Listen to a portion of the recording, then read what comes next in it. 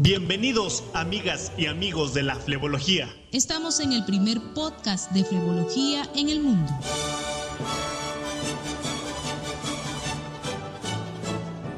El punto de encuentro para todos nosotros que trabajamos día con día por la excelencia en la flebología. Así que acompáñanos a un episodio más del podcast Hablando de flebología. Hola amigos, ¿cómo están? Soy el doctor Fernando Vega Rasgado, transmitiendo desde el Instituto Mexicano de Flebología.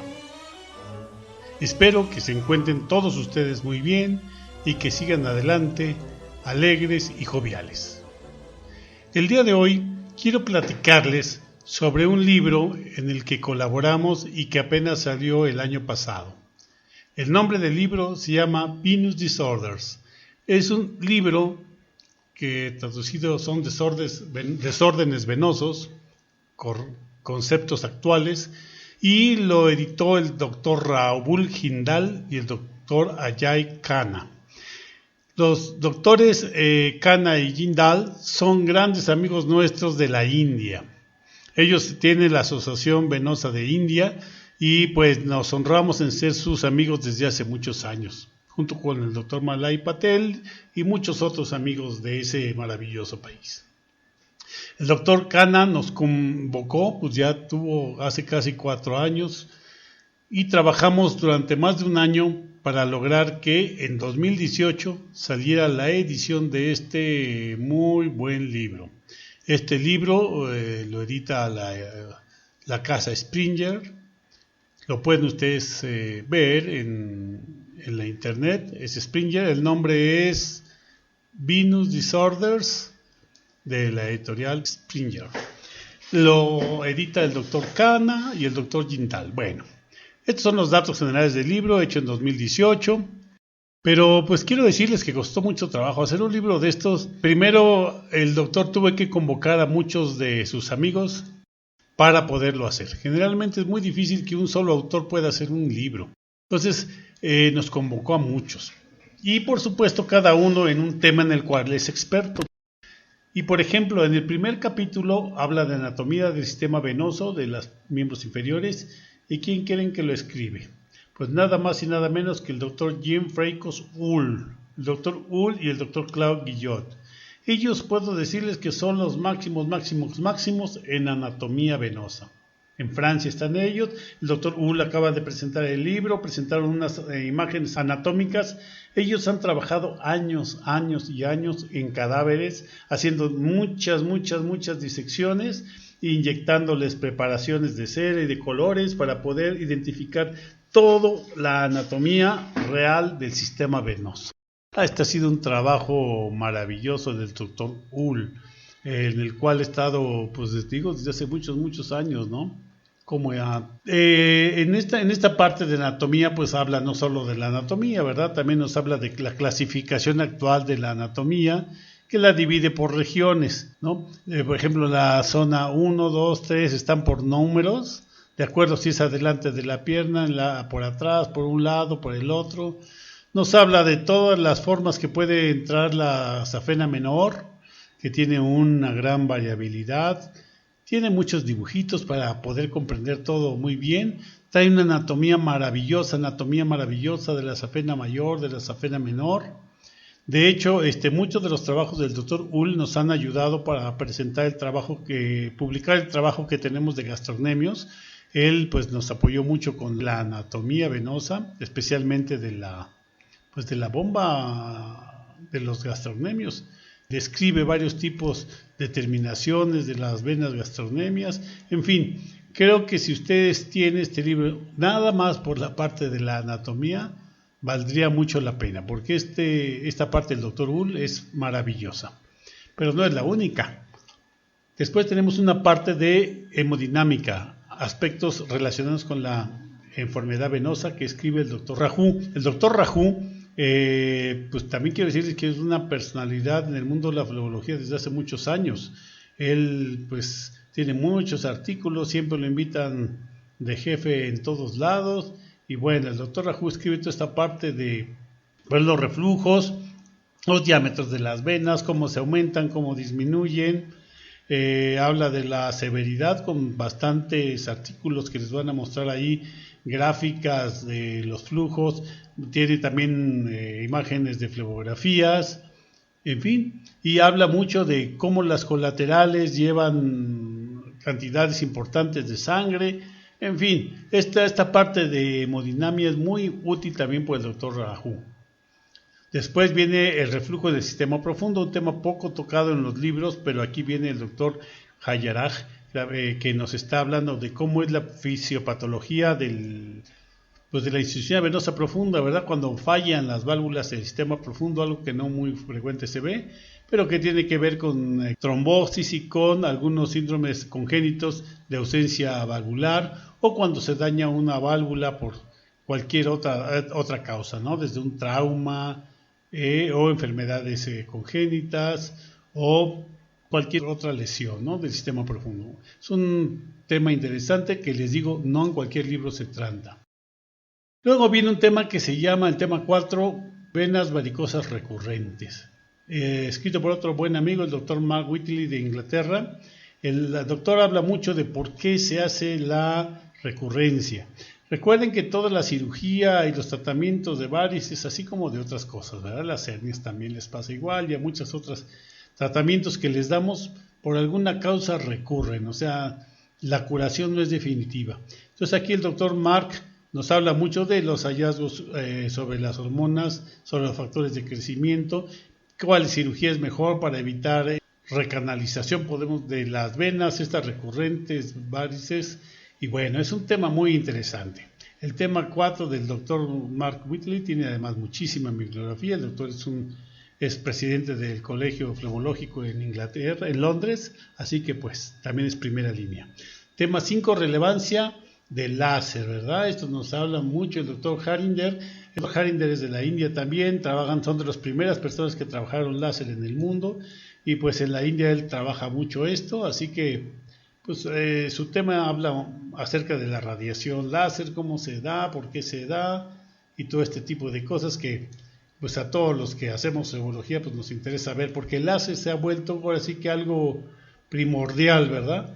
Primordial, sobre todo para muchas personas de los seguros de gastos médicos pagan muy bien cuando se hacen las cirugías por láser o por radiofrecuencia. Bueno, entonces, el tema 4. El tema 5 de este muy bonito libro es la escleroterapia de venas varicosas. Escribe Tarun Grover. Y este tema, pues aquí también es muy interesante para todos los que hacemos, ¿verdad? Todos los que hacemos ablación química endovenosa. Habla del método de Tesari, cómo se hace, cómo se inyecta, qué esclerosantes hay, complicaciones, después de la cirugía que hay que hacer, las combinaciones que hay de escleroterapia con cirugía, en fin. Tema interesante porque todos hacemos escleroterapia, ¿verdad? Nos interesa. Después el doctor Sohaib Podaira nos pone un tema maravilloso en el capítulo 7. Daño nervioso debido a la ablación endovenosa térmica. Es decir, el daño que se produce a los nervios por usar láser o radiofrecuencia.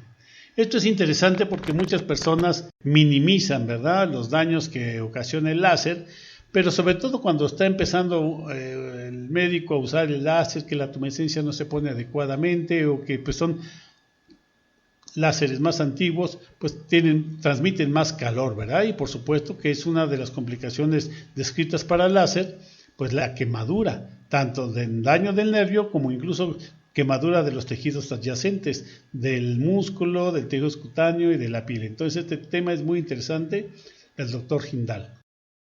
El tema 8. El calor de los procedimientos endotérmicos induce trombosis.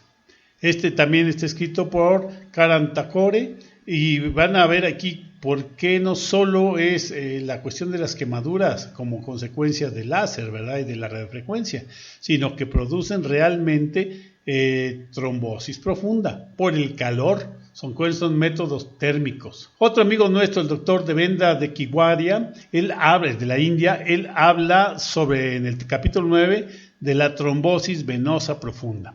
Este es un tema muy importante, ya que todos debemos conocer y dominar el caso de la trombosis venosa profunda. ¿Por qué se produce? ¿Cuándo se produce? ¿Qué hacer en los primeros momentos, en los primeros días? ¿Qué hacer la segunda semana, el primer mes, el segundo mes? Que si los tratamientos endovenosos mecánicos o enzimáticos o mixtos o simplemente el control, en fin. El tratamiento de la trombosis venosa profunda es un tema muy importante y está muy bien escrito y descrito en este libro. Tiene también muchísima bibliografía para poderla estudiar. El tema 10, síndrome postrombótico. El mismo doctor de Kiwaria nos habla del síndrome postrombótico. ¿Quién no habla de síndrome postrombótico? ¿Quién no ha tenido pacientes de síndrome postrombótico?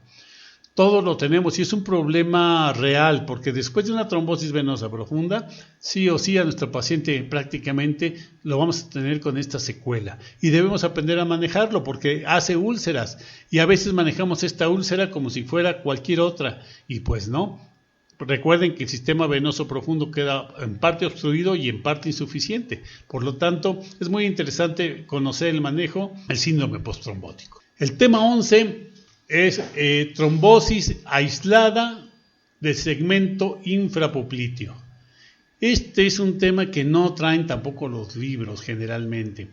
Hablamos de trombosis profunda de una manera general, pero la mayoría o muchos de estos problemas nos tocan de la fosa poplitea para abajo. ¿Y por qué? Porque actualmente muchos de los tratamientos están localizándose. Hacemos miniflebectomía, por ejemplo, hacemos la ablación química endovenosa y pues generalmente lo que se lastima son las venas de la rodilla para abajo. Entonces este tema también es muy interesante. En el capítulo 12, el doctor Ayakanan también nos habla de los nuevos biomarcadores en la trombosis profunda. Como verán, es un libro que tiene mucha actualidad. El capítulo 13 habla sobre los anticoagulantes orales del doctor Rabu Hindal y Physius Caudari. Estos nos hablan de todo esto que hay ahorita, del Rivaroxaban y todos los anticoagulantes nuevos orales, Apixaban, Doxaban, todo esto puede encontrar en este libro, toda esta descripción perfecta de todos estos y además de una manera resumida. El capítulo 14 se llama Alternativas terapéuticas de la úlcera venosa. Tuve el honor de escribir yo este capítulo, el capítulo 14, Alternativas terapéuticas de la úlcera venosa. En este capítulo hablamos pues de la fisiopatología, la prevalencia y todo de la úlcera venosa, cómo es algo tan común pero tan difícil de entender la úlcera. Y hablo primeramente de los sistemas de compresión, que son lo más importante, los más reconocidos. Hablamos también de los procedimientos quirúrgicos, todos ellos, endovenosos, no endovenosos, clásicos. Hablamos también de la escleroterapia, por supuesto, como un punto muy importante del tratamiento de la úlcera venosa. Hablamos de los apósitos, ya ve que están de moda los apósitos. Hablamos de un tema que es muy interesante que nos dio nuestro amigo el doctor Vihari, acerca de las fluctuaciones circanuales de la úlcera venosa. Hablamos también de la motilidad del tobillo, que se ha vuelto un factor predictivo más que predisponente. Hablamos también de electroterapia, que es la única efectiva, por ejemplo, en caso de ancianitos que no se mueven. De plasma rico en plaquetas, qué utilidad tiene en la úlcera, de la fasciotomía, que también ha sido usada para úlceras difíciles, y de algunas drogas que se han considerado útiles, pero que en general no han mostrado mucha eficacia. Ya en este libro hablo acerca del síndrome de gastronemios cortos. Dice gastronemios cortos, una nueva consideración que hay que tener en cuenta en la úlcera, porque ya vimos que si el gastronemio es corto, no va a poder contraerse entonces los músculos gemelales ni el sóleo, y por lo tanto la sangre dentro de las venas gemelares no va a ser impulsada hacia arriba de una manera adecuada. Entonces, este es el capítulo 14. También tenemos aquí mucha bibliografía que ustedes pueden concentrar sobre las alternativas terapéuticas de la úlcera venosa. El capítulo 15 nos habla de compresión en la úlcera. Este lo escribe el doctor Giovanni Mosti. Giovanni Mosti, quiero decirles que es de los líderes, por no decir el líder en compresión. Y entonces él nos habla de todos los materiales que hay de compresión, la presión venosa ambulatoria también. Nos repite mucho algo de lo que estaba yo hablando en el capítulo anterior, pero nos habla de algunos estudios de cómo la compresión hace trabajar la vena de una mejor forma. Habla de los efectos hemodinámicos de la compresión, algunos de sus artículos, y los materiales que se usan actualmente para hacer la compresión. Y habla de la recurrencia, con y sin compresión, circunstancias especiales. Y bueno, el doctor Mosti, también como líder de la compresión en el mundo, pues también nos puso aquí muchísima bibliografía. Otro tema maravilloso es la congestión pélvica, síndrome de congestión pélvica, el capítulo 16 del doctor Dikiwandia, lo escribe él, así que pues es un tema de mucha actualidad que todos ustedes deben conocer. Nosotros enseñamos pues mucho, ya está incluido en los nuevos programas del diplomado este síndrome de congestión pélvica, porque mucho se debe a insuficiencia de las venas gonadales, así que pueden leer totalmente este capítulo, está muy recomendable. De la congestión estoy viendo muchas imágenes de rayos X, muchas alternativas terapéuticas de cirugía, endocirugía, cirugía abierta, en fin, no lo dejen de ver. Bueno, el capítulo 17, el doctor Kana escribe sobre el famoso síndrome de May-Turner. El May-Turner es un síndrome que se está poniendo de moda cada día más.